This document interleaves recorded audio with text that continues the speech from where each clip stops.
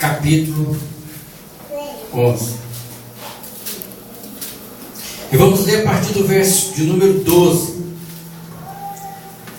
Verso de número 12. Todos encontraram? Amém. E no dia seguinte, quando saíram de Betânia, teve fome. E vendo de longe uma figueira que tinha folhas, foi ver se nela acharia alguma coisa. E chegando a ela, não achou senão folhas, porque não era tempo de figos. E Jesus falando, disse à figueira: nunca mais coma alguém fruto de ti. E os seus discípulos ouviram isto. Verso 20. E eles, passando pela manhã, viram que a figueira se tinha secado desde as raízes. E Pedro, lembrando-se, disse-lhe: mestre, eis que a figueira que tu amaldiçoaste se secou. E Jesus respondendo disse-lhes: tende fé em Deus, porque em verdade vos digo que qualquer que disser a este monte: ergue-te e lança-te no mar, e não duvidar em seu coração, mas crê que se fará aquilo que diz, tudo o que disser lhe será feito. Por isso vos digo que todas as coisas que pedirdes, orando, crede receber, e tê-la eis. E quando estiverdes orando, perdoai, se tendes alguma coisa contra alguém, para que o vosso Pai que está nos céus vos perdoe as vossas ofensas. Mas se vós não perdoardes, também vosso Pai que está nos céus vos não perdoará as vossas ofensas. Feche seus olhos. Oh, Jesus. Senhor nosso Deus, Pai querido,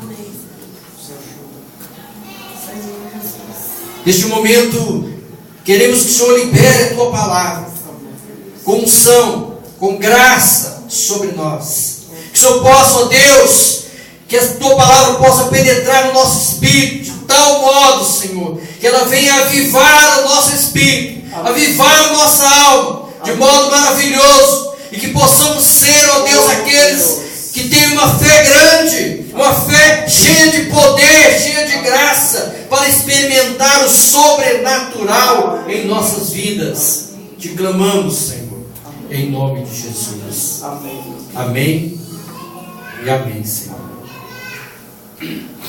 Nós vimos aqui, irmãos, um episódio um tanto diferente de outros que os apóstolos experimentaram ao lado de Jesus. Os apóstolos, eles experimentaram situações diversas, onde Jesus curou, onde Jesus ressuscitou. Jesus curou o filho da viúva de Naim. Ia passando lá aquele cortejo fúnebre. Jesus se aproxima, pergunta o que aconteceu, e naquele momento ele toma a mão do jovem e o ressuscita. Jesus foi chamado por Marta e Maria, mesmo chegando 4 dias depois da morte de Lázaro. O Senhor vai para diante do túmulo e ele disse: tirai a pedra. E todos o censuraram, e todos ficaram sem entender o que estava acontecendo. Como tirar a pedra do túmulo de alguém que há 4 dias está sepultado? Isso parece absurdo, isso parece loucura, isso é inconcebível. Mas Jesus disse: tirai a pedra. E Marta e Maria disseram a eles: façam como o mestre está dizendo, por favor, tirem a pedra. E alguns homens foram ali e retiraram a pedra que estava sobre o túmulo. Normalmente os túmulos eram numa rocha, e eles então fechavam a porta daquela rocha com uma grande pedra. para que os animais não entrassem e não comessem os restos mortais daquela pessoa. E Jesus então disse: retirai a pedra. E aqueles homens retiraram a pedra. E o Senhor, naquele momento, ele clama e diz: Lázaro, vem para fora. Ele incisivamente diz: Lázaro, vem para fora. Naquele momento, Jesus não titubeou. Jesus não teve dúvida do que ele estava falando. Jesus, ele tinha uma convicção, ele tinha uma certeza do que o que ele estava falando iria acontecer. Glória a Deus. E assim, os apóstolos tiveram diversas experiências, né? Poderíamos aqui citar muitas outras, mas vamos nos limitar a essas, que são fortes e suficientes para o que queremos falar hoje.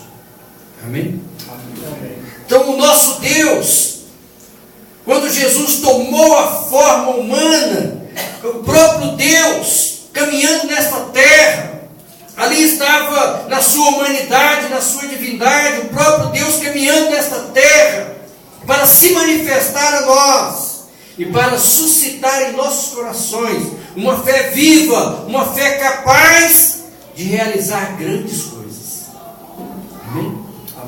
Nós não fomos chamados, irmãos, simplesmente para nos congregarmos.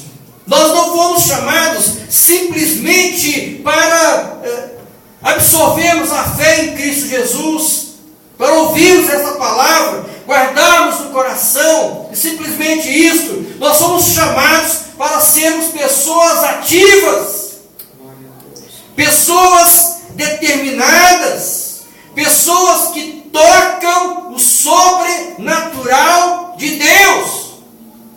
Quem quer tocar o sobrenatural de Deus? Amém. Amém.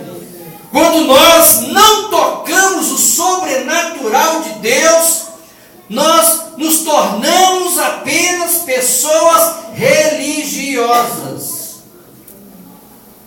E a nossa fé, ela não tem muito sentido.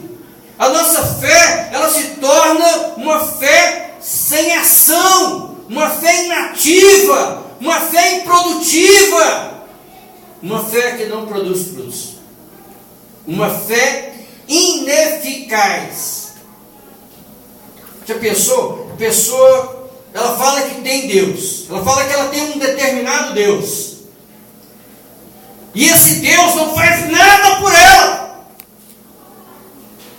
Esse Deus não cura, esse Deus não tira a aflição, esse Deus não tira a angústia do coração, esse Deus não é capaz de conduzir a pessoa para o emprego, esse Deus não é capaz de abrir os caminhos na vida daquela pessoa, esse Deus não é capaz de fazer absolutamente nada para aquela pessoa. Então ele não é Deus. Porque a ideia que nós temos de Deus é um Deus todo-poderoso, um Deus absolutamente capaz de abençoar sobremaneira todos aqueles que o servem. Amém. E lá em Isaías 64, a palavra diz assim: porque desde a antiguidade nem olhos viram, nem ouvidos ouviram, e jamais se ouviu falar de um Deus tão grande, que trabalha para aquele que nele espera. Amém. Essa é a palavra, Isaías 64, verso 4. Então Deus, se Ele é Deus, e se Ele é o Deus Jeová, Ele é o Deus que trabalha para aquele que nele espera. É, meu Deus. Ele é o Deus que trabalha para você. Amém. Ele é o Deus que trabalha para a sua família. Glória Ele é a o Deus. Deus que trabalha para o seu lar. Glória. Ele é um Deus ativo. Aleluia. E esse Deus ativo, Ele quer que nós tenhamos uma fé viva, uma fé que tenha reações, uma fé ativa, uma fé que produz o sobrenatural de Deus. Aleluia. Irmãos, aquela figueira, a figueira na Bíblia, ela representa a nação de Israel. E naquele momento que aquela figueira fora amaldiçoada pelo Senhor, o Senhor, ao ver aquela figueira, Ele estava vendo a nação de Israel, porque seria inconsequente o que Jesus fez aqui, se você fosse analisar em termos normais. Jesus procura frutos numa figueira quando não é tempo de figos, e ele fica irado por não encontrar frutos e amaldiçoa a figueira, a qual morre, seca-se até a raiz. Não seria um tanto inconsequente você procurar frutos numa mangueira no mês de maio, quando as mangas elas surgem em setembro, nas primeiras chuvas, né? Setembro, outubro, novembro, e você então fica irado e amaldiçoa a mangueira? Então, se você comparar essa situação de Jesus, fica um tanto inconsequente, não é mesmo? Mas em toda e qualquer situação em que Jesus queria falar com os apóstolos, ele usava todas as situações para fazer uma aplicação espiritual. Então isso aqui é uma figura, é uma aplicação espiritual. A figueira, na Bíblia, tanto no Antigo Testamento, como no Novo Testamento, e principalmente no Antigo Testamento, onde é mais falada, ela representa a nação de Israel. A videira representa Cristo e a igreja, a vide. Mas a figueira representa a nação de Israel. E aos olhos do Senhor, a nação de Israel ela estava exatamente como aquela figueira. Ela tinha aparência, ela estava bonita, ela estava aparentemente cheia de vida, porém sem frutos. E o Senhor estava falando exatamente isso, que a nação de Israel estava sendo rejeitada por Deus, porque ela não produzia frutos. Ela não produzia frutos, não apenas naqueles dias, mas elas não produziam, a figueira não produzia frutos em tempo algum. A nação de Israel parou de produzir frutos, ela se tornou estéril, e portanto foi amaldiçoada pelo Senhor, e ficou só a aparência. Irmãos, na nossa vida cristã, na nossa fé em Deus, nós temos que ser proativos. Nós temos que ter uma fé viva, uma fé eficaz, uma fé sobrenatural. Amém? Amém. Nós precisamos ter uma fé viva, uma fé incondicional. O que é uma fé incondicional? É uma fé que não está ligada à condição em que você se encontra. Essa é a fé incondicional. Eu tenho fé em Deus, não importa como eu esteja. Se eu estou com fome ou se eu estou abastado, se eu comi bastante, se eu estou farto, né? Não importa se eu tenho dívidas ou se eu não tenho dívidas. Não importa se eu moro em casa própria ou se eu moro de aluguel. Não importa se eu estou passando problemas difíceis, problemas terríveis. Não importa a condição em que eu me encontro. Importa que eu tenho fé incondicional. Não depende das circunstâncias, não depende da situação que eu estou atravessando. A minha fé, ela é incondicional. Deus precisa de homens e mulheres que tenham essa fé viva. Isso é verdadeiramente fé. A fé, ela não está ligada às situações ou às circunstâncias que nós estamos enfrentando. Fé está ligada ao Deus Todo-Poderoso. Eu tenho contato com Deus Todo-Poderoso. E Ele é suficientemente capaz de resolver todo e qualquer problema que eu tenho. Aleluia. Eu vou clamar, vou continuar clamando, vou continuar confiando, vou continuar esperando e vou esperar pacientemente pelo Senhor, porque eu tenho certeza que Ele vai se inclinar para mim e ouvir o meu clamor e mudar a minha sorte. Amém. Glória a Deus. Esse é o coração do verdadeiro cristão que tem fé. Nós precisamos aperfeiçoar a nossa fé. Não podemos ter aparência. Nos parecemos cristãos fervorosos, mas não somos. Parecemos cristãos fervorosos, até cantamos, até damos glória a Deus, até damos um aleluia. Mas o sobrenatural não acontece na nossa vida. As mínimas coisas não acontecem nas nossas vidas. É como se o nosso Deus estivesse dormindo. Lembra quando os profetas de Baal clamavam a Baal e Elias dizia a eles: continue clamando, quem sabe ele tenha viajado, quem sabe ele esteja ocupado com muitas coisas, daqui a pouco ele vai ficar desocupado e ele vem ao seu socorro. Não, continue clamando, quem sabe ele está cochilando, mas daqui a pouco ele acorda e ele vai agir em favor de vocês. E eles continuaram o dia todo clamando, e Baal nada pôde fazer por eles, porque Baal não é Deus. Nós temos que ser aqueles que conhecem o Deus que nós servimos. Nós precisamos conhecer o Deus que nós servimos e o poder que Ele tem. Amém.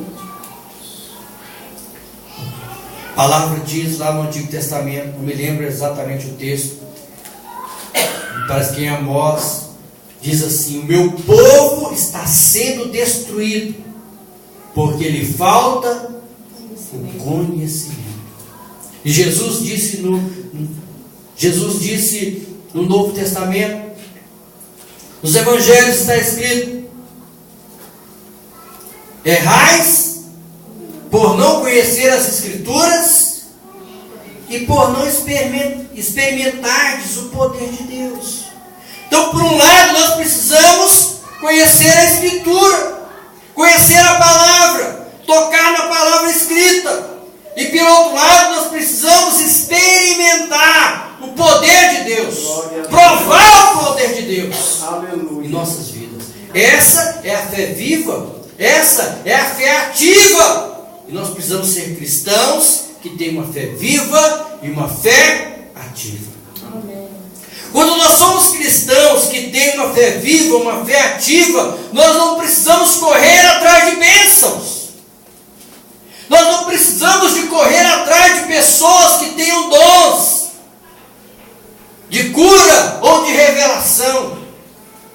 Quando nós temos uma fé viva, e conhecemos o nosso Deus, conhecemos a Escritura e provamos o seu poder, simplesmente nós oramos, simplesmente nós determinamos, simplesmente nós cremos. E o sobrenatural acontece. Glória a Deus. Amém. Jesus disse assim: por isso vos digo que todas as coisas que pedirdes, verso 24, por isso vos digo que todas as coisas que pedirdes, o que ele diz? Todas as coisas. O emprego, a cura, a libertação, a restauração conjugal, a libertação do filho, todas as coisas. Por isso vos digo que todas as coisas que pedirdes, orando, crede receber, e tê-las eis. Crede, receber, e tê-las eis. Tê-las eis. Amém? Nós, irmãos, nós precisamos ser uma igreja do terceiro milênio. Nós precisamos ser uma igreja desses últimos momentos da história da igreja. Uma igreja que toca no poder, que experimenta o poder. Nós não podemos ser apenas uma igreja que conhece a palavra. Muitos conhecem a palavra hoje. Nunca a palavra foi tão difundida como tem sido hoje, através de mensagens, através das redes sociais. Só agora eu entendo uma palavra profética que está na Bíblia, que diz que nos últimos dias a terra se encherá do conhecimento da glória do Senhor, como as águas cobrem o mar. Isso é uma realidade hoje. O conhecimento da palavra do Senhor tem sido abundante, tem ido aos quatro cantos da terra, através de mensagens de redes sociais, de programas de televisão. Há igrejas que têm programas que atingem 170, 180 países do mundo. E onde as redes sociais e onde a televisão não consegue atingir, os missionários vão e pregam, e ministram, e anunciam. E assim, o reino de Deus está avançando. Amém. Mas nós precisamos não apenas conhecer a palavra, nós precisamos conhecer o poder de Deus. Aí nós entramos numa situação também um tanto melindrosa, um tanto delicada, não é? Porque o inimigo, ele procura falsificar o poder, ele procura falsificar os sinais, ele procura falsificar os milagres. Então nós precisamos tocar na pessoa viva do Senhor Jesus, e não, para não irmos em busca das falsificações do inimigo. Na sua casa, na sua igreja, você vai tocar em Deus, você vai tocar no sobrenatural de Deus, você vai tocar no poder de Deus, e o sobrenatural vai acontecer na sua igreja, e o sobrenatural vai acontecer na sua casa. Mudanças, transformações, milagres, sinais vão acontecer dentro da sua casa, porque Jesus vai entrar na sua casa e vai fazer os sinais. Aleluia. Lázaro estava morto, como eu disse no início. E Jesus foi até a casa de Maria e de Marta, e lá ele fez o milagre. Maria e Marta não precisaram ir lá na Galileia, onde Jesus estava. Elas gastariam 2 dias para chegar onde Jesus estava. Jesus gastou 2 dias para ir onde elas estavam. Amém? O que eu quero dizer é que Jesus vai ao encontro daquele que tem fé. Glória a Deus. Marta e Maria mandaram um recado para ele. Esse recado não foi mais do que uma oração. Mandaram um recado para ele é uma oração. E quando você manda um recado para ele, ele vem. Amém. Você não precisa ir e sair desesperado à procura de sinais e de milagres. Você precisa tão somente orar, mandar um recado para ele, e ele vai até onde você está, e ele vai até onde está o seu problema, e ele faz o milagre na sua vida.